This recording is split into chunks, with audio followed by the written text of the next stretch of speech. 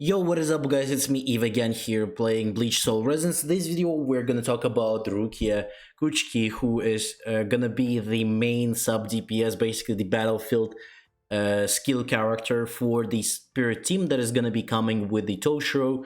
Toshiro is coming out tomorrow, so this is gonna be very helpful for all of those who are gonna be wondering how to build her, what is the most important stuff you need to know, and how to use her. I'm gonna show you in the training as well. Basically of how the rotations are going to be going for her. So most important stuff, obviously you want to get her weapon. I think it's for free, you can get it, so don't worry while just summoning for maybe Stamp or Toshiro. You might be getting it or just already have it. You can look into your stuff. So again, it is very helpful if you have it. Also you can definitely use something like just a spirit damage one if you don't have this one yet, but again you will eventually just get it because it's pretty much from the standard banner you can get it. In terms of her skills, her passive does give you the freeze points, and then you can stun the enemy while if you switch up to another character and do the damage, he's gonna be doing the damage to her. So that's you get from like one of her skills on the battlefield skill there. So triggering the breaking ice reduces all type resistance of the enemy. So this is a debuff for 15% for 20 seconds. Also, while the chill releases battlefield skill is active, reduces the damage on field characters take by 22%. 0.5 and restores the HP. So she does give you a little bit of survivability in here, as you can see. In terms of her battle skill, this is where she gets all type damage increased by 15%. So not only like an ice, but also it goes for everyone. Then this is where you trigger. You can do, if you're triggering the frozen effect when the enemy is going to be stunned and you're going to be doing some damage to him, he's going to get additional damage from that as well. Also, there's a lot of different variations. There is when you get full stacks on, so there's going to be 3 stacks. When you get the full 3 stacks, she's going to appear on the field and going to do the damage like this in here. And this is the last one, when she's gonna be releasing the damage dealing, as well as all like attack for all enemies with 282% in here, depending on your obviously level of the skill is could be a little bit higher, and then also gonna be freezing them as well. So with that, she also does release like an icicles that are going to be surrounding the enemies and going to be doing the damage to them in there as well. So the most important skills that you need to go for is going to be the passive. I didn't get them yet, but I'm going to definitely do that tomorrow when we're going to be on stream summoning for Toshiro and then building the water team. Obviously I'm going to do that as well. But battlefield skill, ultimate, technique, the most important ones, basic attack and counter don't really matter because you're going to be switching her. She's going to be your off-field character, so you don't really need those much. But if you have like spare, or you just want to level up everything for like CP, for example, sure, you can do so as well.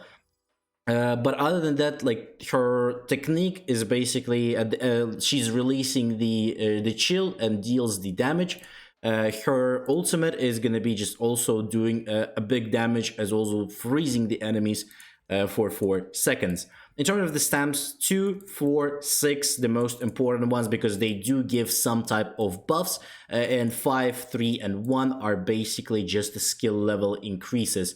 I mean, on her boundary, 1 is not the worst thing to get, but again, most main ones are gonna be 2nd, 4th, and 6s for the most part. So I would recommend getting those if you like get lucky on Toshiro. That's gonna be really nice. If you use stamps on her, that would be nice.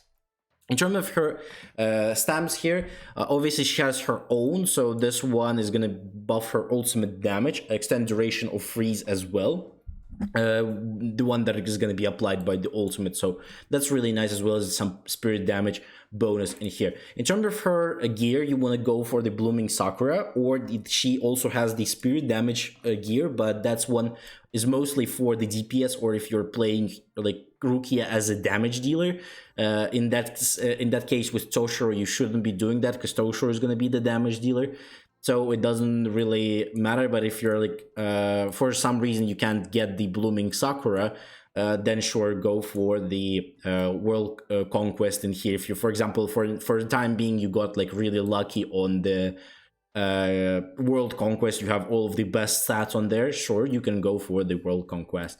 But again, the blooming Sakura is definitely much better because again, ultimate charge rate increases the battlefield skill damage by 30%. Even though the conquest also does increase the ultimate damage, for example here, he doesn't increase the charge rate, but it does increase the damage. But this one increases from the battlefield skill, and you're going to be spamming that shit all the time, so this is much more better. This is the stamps. In terms of her stats that you want to look forward to is going to be crit rate, crit damage. So basically everything that you're going to have on kind of on Byakuya or Kamamura, all of the same stats that you want to have. Crit rate is always there for you. The ultimate charge rate is always there for you, and the crit damage obviously. So all of those stats are going to be your main ones.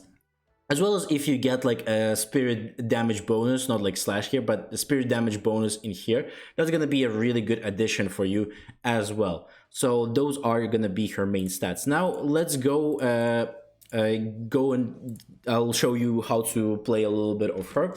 Again, I'm using here Ichigo, but you basically don't need Ichigo. You need you're gonna be like looking at this from the Totoro perspective, and maybe if Momo we'll need to see how Momo will do. If she's better, then we might even use Momo in here over Urahara. But again, Urahara currently is still the best.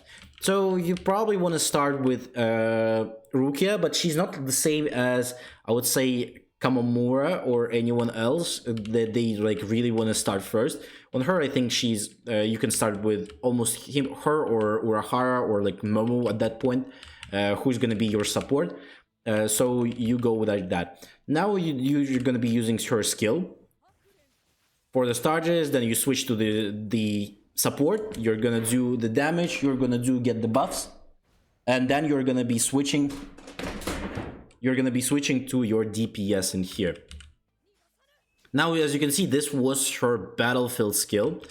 Now you can, by doing damage, as you can see, I get the stacks on here. So you're going to be doing the damage. And now as you can see, I got the first, basically battlefield skill that you can actually use.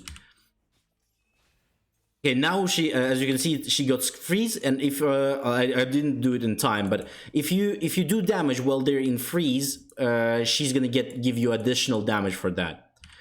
Okay, we'll try if she's gonna. Okay, she didn't freeze here. But basically, this is the rotations. You do switch her to her once in a while.